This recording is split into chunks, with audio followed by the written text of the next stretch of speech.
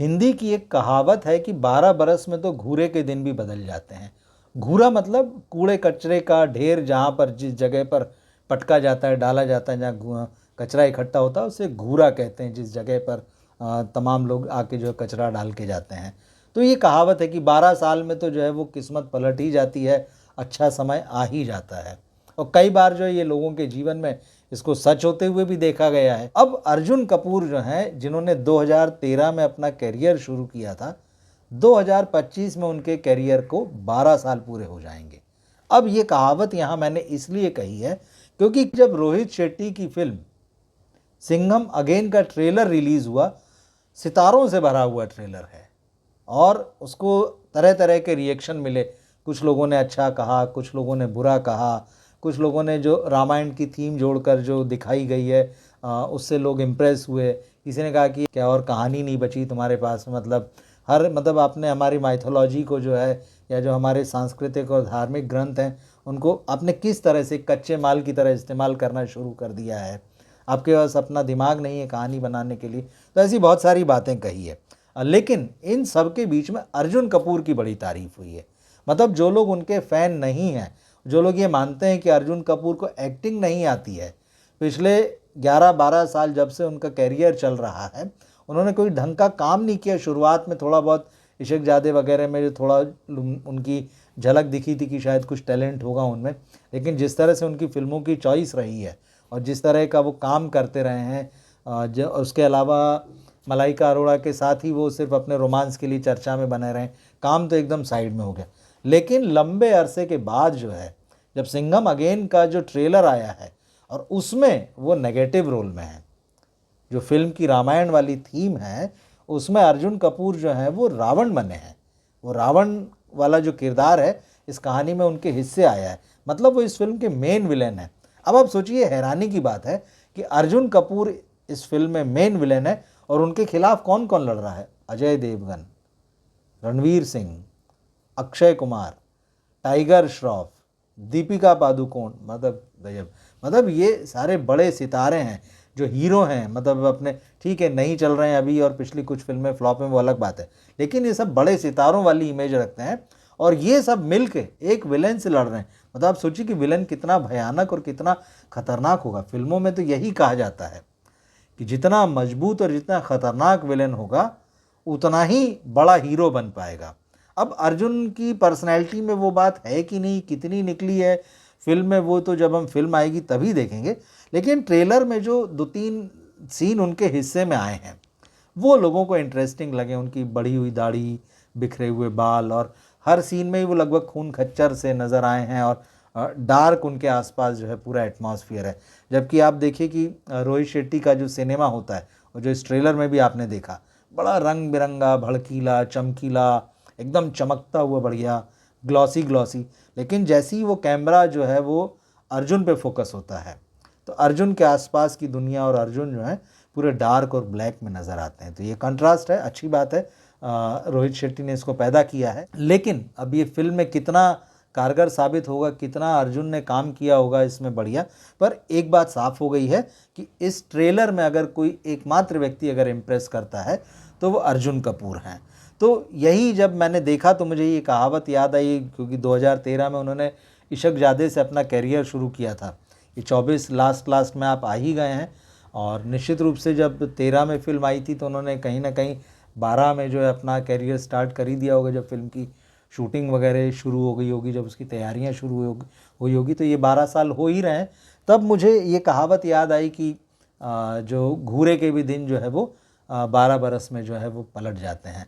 तो अर्जुन कपूर जो है यहाँ उम्मीद जगाते हैं। ऐसा नहीं है कि लोगों को उनसे कभी उम्मीद नहीं रही है, अर्जुन कपूर से उम्मीद रही है और उनको लॉन्चिंग बहुत अच्छी मिली थी। उनको यशराज फिल्म्स ने परिणीति चोपड़ा के अपोजिट जो है वो लॉन्च हुए थे, दोनों साथ साथ आए थे। इशकजादे फिल्म अच्छी चली थी, लोगों ने काफ़ी तारीफ़ की थी। उसके बाद भी अर्जुन कपूर जो है एक आध दो फिल्म उनकी अच्छी आई थी, ऐसा नहीं है कि बिल्कुल ख़राब काम उन्होंने किया। 2 स्टेट्स में वो अच्छे थे, गुंडे जिसमें वो रणवीर सिंह जो उनके पक्के दोस्त हैं उनके साथ में थे। ये शुरुआती 3-4 फिल्में थी जिसमें थोड़ा सा लगता था कि वो कुछ प्रॉमिसिंग साबित हो सकते हैं। और यहाँ तक कि उन्होंने 2016 में एक फिल्म आई थी की एंड का, उसमें उन्होंने बाकायदा एक तरह का मतलब एक्सपेरिमेंट था। वो ऐसी कहानी थी जिसमें वाइफ जो है वर्किंग है, हस्बैंड जो है वो घर संभालता है। तो बॉलीवुड के हीरो के लिए तो मतलब ये थोड़ा सा जो टिपिकल हीरो बन के आते हैं उनके लिए तो ऐसी इमेज का डर रहता है उनको, तो ऐसा रोल करना बड़ा मुश्किल होता है कि बीवी बाहर कमाने जा रही है, वो घर बैठे हुए हैं और घर संभाल रहे हैं। लेकिन अर्जुन कपूर ने ये जोखिम लिया था, ये रोल किया था। इस फिल्म की भी तारीफ़ हुई थी यहाँ, और इससे पहले भी उन्होंने एक फिल्म फाइंडिंग फैनी की थी जो इंग्लिश लैंग्वेज फिल्म थी। तो शुरुआत में वो कर रहे थे, एक्सपेरिमेंट कर रहे थे और मामला ठीक ठाक जा रहा था। लेकिन एक फिल्म जो थी तेवर नाम की, जो उनके पिताजी ने उनके लिए बनाई थी, बोनी कपूर ने, और एकदम एक्शन से भरपूर इमेज देने की नॉर्थ इंडियन बॉय की इस फिल्म में कोशिश थी। और ये कोशिश जो है बहुत बुरी तरह से फ्लॉप हुई थी। और इसके बाद ही आप देखिए अर्जुन कपूर का कैरियर जो नीचे आना शुरू हुआ, फिर वो रुका नहीं। आप इसके बाद देखिए मुबारका, फिर आप नमस्ते इंग्लैंड देखिए, इंडियाज़ मोस्ट वांटेड, पानीपत जैसी उन्होंने फिल्म की, बहुत ख़राब फिल्म थी ये भी, आशुतोष गोवारिकर ने बनाई थी, वो ऐसी फिल्म का हिस्सा बने। फिर एक लंबा गैप आया और फिर उनकी फिल्म जो थी YRF के साथ में संदीप और पिंकी फरार, आप कुछ नहीं बोल सकते, मतलब इतना कुछ है। इसके बाद में सरदार का ग्रैंडसन, भूत पुलिस, एक विलन रिटर्न्स, कुत्ते, द लेडी किलर, मतलब ये तो आधी अधूरी फिल्म थी जिसको रिलीज़ किया गया कहा जाता है। और अब जो है वो सिंघम अगेन में नज़र आएंगे। तो ये बदला हुआ है। तो लंबा अरसा हो गया, जैसे मैंने कहा कि मतलब 2013 से लेके 24 ये देख लें तो 11, और अगर आप थोड़ा पीछे चले जाएं या थोड़े आने वाले महीनों को गिन लें तो मुझे लगता है 12 साल जो है वो पूरे हो जाते हैं अर्जुन को एक्टिंग कैरियर में एक्टिव हुए। लेकिन इस बीच उनके एक हिस्से में कोई ख़ास उपलब्धि रही नहीं, और निश्चित रूप से जो बॉलीवुड का नेपो किड गैंग है वो उसका हिस्सा है। उनके ऊपर जो है न केवल उनके पिताजी का हाथ है, उसके अलावा जो है यशराज फिल्म्स, करण जौहर, ये पूरे जो फिल्म इंडस्ट्री में ही ये एक तरीके से मेनली फोकस होते हैं ये सारे लोग, और वहीं के बच्चे, दोस्तों के, रिश्तेदारों के लगातार ये लोग लॉन्च करते हैं और अपने यहाँ मौके देते रहते हैं, बार बार मौके देते हैं फेल होने के बाद भी।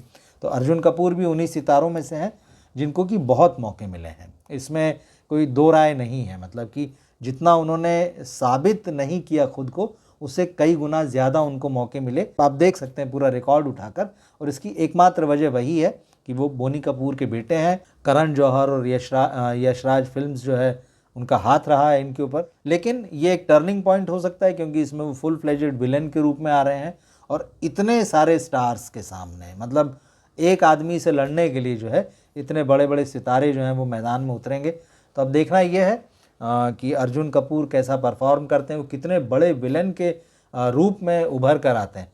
सच्चाई तो यह है कि बॉलीवुड में आज विलेंस भी ख़त्म हो चुके हैं। मतलब शायद अमरीश पुरी जो थे वो आखिरी विलन थे, बहुत सारे लोग यही मानते हैं और मैं भी मानता हूँ। उस कद का विलन जो है उनके बाद जो है कोई हुआ नहीं है, और पूरी तरह से वो जगह जो है खाली पड़ी हुई है। नेगेटिव रोल आजकल हीरो का और विलन का रोल लगभग एक ही जैसे। एनिमल आप देख लीजिए, रणबीर कपूर उतना ही खून खराबा करते हैं जितना कि कोई विलन, बल्कि उससे ज़्यादा। उसी तरह से बॉबी देओल एक विलन के अगेंस्ट विलन खड़ा हुआ। मतलब ये जो रोल सामने आ रहे हैं, जिसकी तारीफ़ हो रही है, जो नज़र में आ रहे हैं, इसी तरह के रोल निकल के आ रहे हैं। लेकिन फिर भी ठीक है, अगर अपने आप को साबित कर पाते हैं अर्जुन कपूर इस रोल में तो बहुत बढ़िया लगेगा।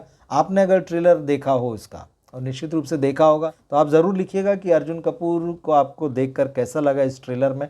अर्जुन कपूर के कैरियर के बारे में आप क्या सोचते हैं, और उनकी पर्सनल लाइफ तो चर्चा में रही ही है, उसके बारे में हम कभी बात करेंगे। क्या सोचते हैं इन सब चीज़ों के बारे में आप कमेंट बॉक्स में लिखकर ज़रूर बताइएगा। इस वीडियो को अपने दोस्तों और फैमिली में शेयर कीजिए, हमारे चैनल सब्सक्राइब कीजिए। मिलते हैं हम अगले वीडियो में। नमस्कार।